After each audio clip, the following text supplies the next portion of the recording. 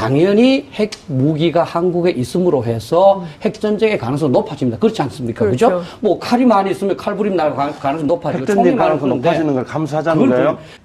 멀리하면서 다른 수단으로 해결할 수 있는 상황이냐? 아니면 그런 위험을 부담하고라도 네. 이걸 해야 될 상황이냐? 아니 핵전쟁이 일어날 가능성을 감수하고라도 해야 된다는 거예요, 지금? 그 상황 판단이 어떠냐에 따라 저는 이제 굉장히 심각하다고 생각하기 때문에 저는 그게 찬성하는 거고. 굉장히 지금 박 박사님 굉장히 위험한 말씀하신 거예요. 예. 핵전쟁이 일어날 가능성을 감수하고서라도 전술핵을 배치된다 그렇게 말씀하시죠, 지금? 그래서 콤팩트하게 토론을 하고 필요하다면 저희가 또 한 번 모셔서 말씀을 좀 듣는 것으로 해야 될 것 같은데요.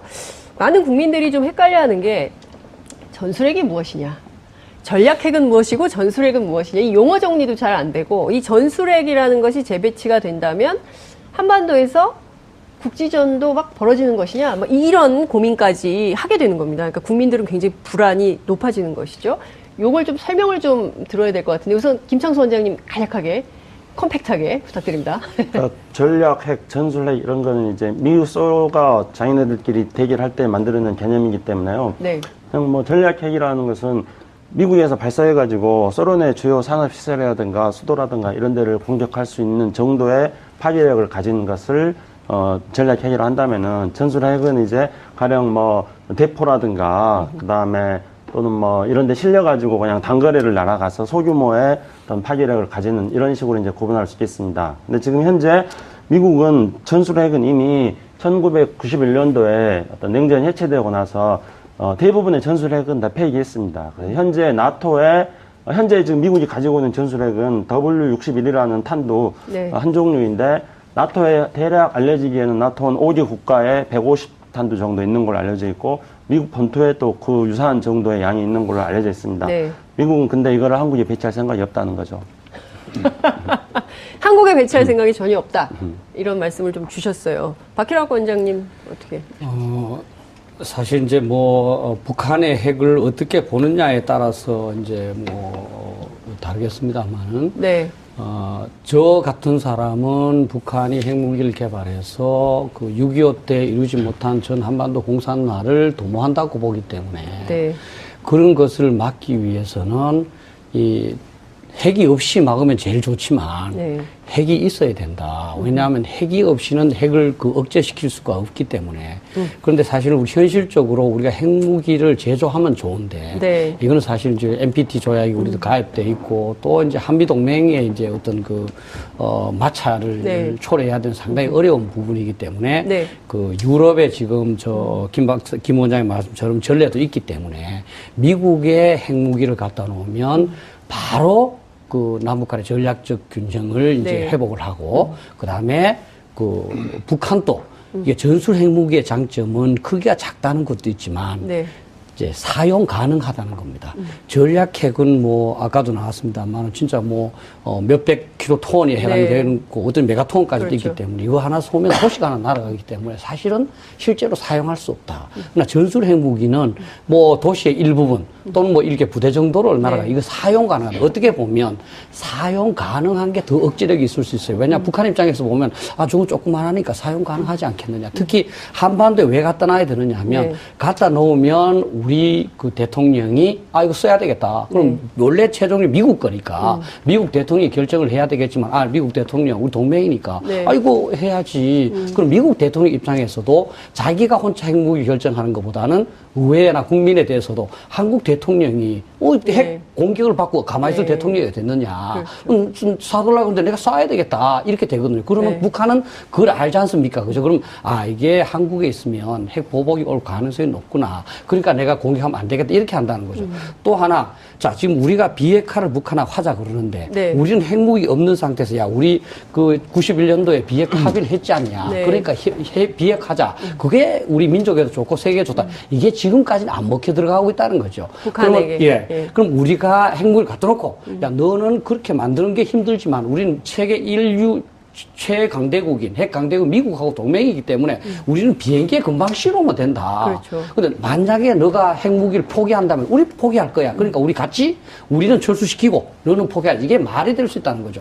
당연히 핵무기가 한국에 있음으로 해서 핵전쟁의 가능성이 높아집니다. 그렇지 않습니까? 그렇죠. 그죠? 뭐 칼이 많이 있으면 칼부림 날 가능성이 높아지고 핵전쟁 총이 많은 가능성 건데 높아지는 걸 감수하자는 거예요?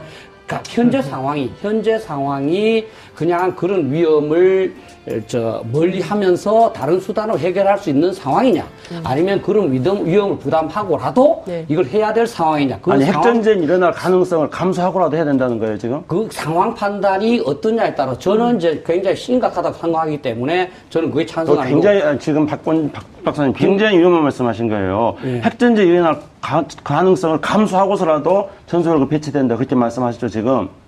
지금 핵 전쟁이 일어날 수도 있죠. 핵이 있으면 일어날 확률이 현재 우리가 핵이 없다 하더라도 자, 일단 핵 제가 전쟁이 일어날 수가 말씀드리겠습니다. 있죠. 현재 제가 압축적으로 말씀드리면은 우리가 현재 핵을 가져야 하는 주장은 세 가지가 있습니다. 첫째, 우리가 자체적으로 개발하자는 거. 근데 이거는 미국이 결사적으로 반대할 것이고 우리는 국제적으로 고립됩니다. 그래서 이건 불가능한 방안입니다. 두 번째로 우리가 핵탄두를 가지자는 겁니다. 근데 미국에 있는, 아까 말씀드렸죠. 미국에 있는 전술 핵탄두는 미국이 한국에 배치 안 해요. 미국의 목적은 뭐냐면 북한 핵을 억제할 수 있는 거는 괌에 있는 이른바 전략 자산을 통해서 북한 핵을 충분히 억제할 수 있다. 이게 미국의 판단이에요. 만약에 미국 본토에 있는 전술 핵탄두를 한국에 배치하면 그건 NPT 위반이에요, 미국도. NPT라는 것은 핵 확산을 억제시키는 것이기 그렇죠. 때문에 핵을 가지지 않는 나라에다가 이미 한국의 전술핵을 폐기시켰는데 다시 한국에다가 전술핵을 배치시키면 미국은 NPT 위반을 해서 국제사회 비판을 받아요. 유럽에 배치한 것도 NPT 그건 위반입니까? 다르죠. 이미 유럽은 2차 대전에 배치했고 유럽이 그때 배치할 때는 어떤 목적으로 배치했냐면은 독일과 이탈리아가 2차 대전 전문 국가인데 그 국가들의 핵 보유를 억제시키기 위해서 배치해 놓은 거예요. 그리고 그 체제는 지금까지 안정적으로 유지되고 있어요. 그런데 지금 다시 한국에다 핵탄두를 배치하면은 일본이 핵탄두를 개발할 것을 배치할 걸 요구할 것이고 한국이 핵탄두를 배치함으로써 NPT 조약 위반이라는 새로운 논란이 생깁니다. 나토에 배치한 것은 옛날에 배치한 것이고요. 그리고 또 세 번째로 주장하는 건 뭐냐면은 나토식으로 하자는 건데 나토는 뭐냐면은 나토 국가들의 핵 운반 수단, 그러니까 전투기라든가 이런 데다가 미국의 핵탄두를 결합시켜서 하자는 거예요. 근데 미국이 자신의 전술 핵탄두를 한반도에 배치하지 않는데 더군다나 그런 미국의 정책인데 한국의 어떤 한국의 어떤 전투기에 미국 핵탄두를 결합시키는 이런 나토식 핵 공유 정책을 미국이 하겠습니까? 그럴 리가 어쨌든 없는 겁니다. 김 박사님, 김 원장님 얘기는 미국만 오케이 하면 배치도 되고 미국이 안 할 거다 그거 아닙니까? 그거는 이제 예를 들어서 미국이 안 한다는 거는요. 미국만 하면 오케이. 미국이 안 한다는 거는요. 이미 네. 어떤 미국의 네. 어떤 북한에 대한 네. 확장 억제 전력으로 충분하기 때문이라는 그러니까 거예요. 미국만 오케이 하면 괜찮다는 거야. 미국이 안 하기 때문에 괜히 해봐야 소용없다 이런 뜻 아닙니까? 네, 확장 두 분. 억제 전력이 충분하다는 겁니다. 북한 핵에 대해서 제가 억제할 수 있는 네. 능력이 충분하다는 거예요. 자, 두 분 지금 6시 17분 30초 흐르고 있습니다. 항상 토론을 해보면요. 후반부로 갈수록 엄청 뜨거워져요. 그래서 제가 제작진에게 요구합니다. 토론 시간을 늘려달라.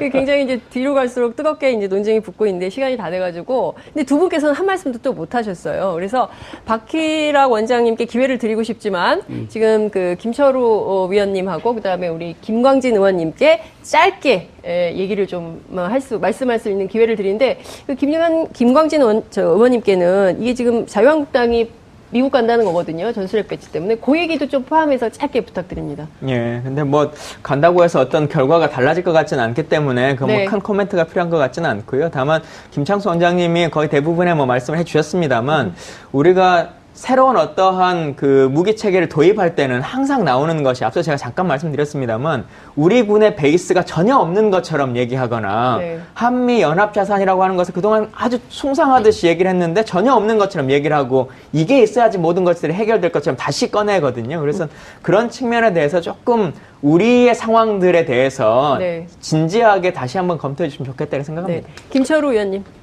저는 지난 3일 동안 서울에서 40여 개국 국방 고위 관료 안보 전문가들이 논의될 때 네. 이 전술핵 문제가 나왔어요. 그러니까 외교부 차관님도 그렇고 현직 주한미군 부사령관이 필요 없다. 아니 그런 방침이 없다라고 얘기를 했어요. 네. 그래서 우리가 중요하게 생각해야 될 것은 네. 이 대한민국에 지금 벌어지고 있는 전술핵 논란이야 이런 것이 네. 우리만의 문제가 아니고 아니다. 동북아 전체 전략 균형도 생각해 가면서 알겠습니다. 처리해 나가야 된다. 이렇게 아무래도 봅니다. 한 번 더 저희가 모셔야 될 것 같습니다.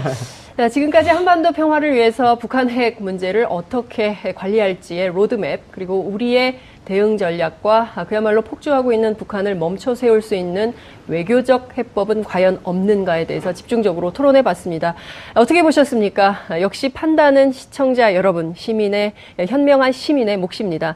현명한 시민들을 위한 시사 토크쇼 품격시대 플러스 여기서 마무리하도록 하겠습니다. 사실 이제 북한의 핵을 어떻게 보느냐에 따라서 이제 다르겠습니다만은 네. 저 같은 사람은 북한이 핵무기를 개발해서 그 6.25 때 이루지 못한 전 한반도 공산화를 도모한다고 보기 때문에 네. 그런 것을 막기 위해서는 이 핵이 없이 막으면 제일 좋지만 네. 핵이 있어야 된다. 왜냐하면 핵이 없이는 핵을 억제시킬 수가 없기 때문에.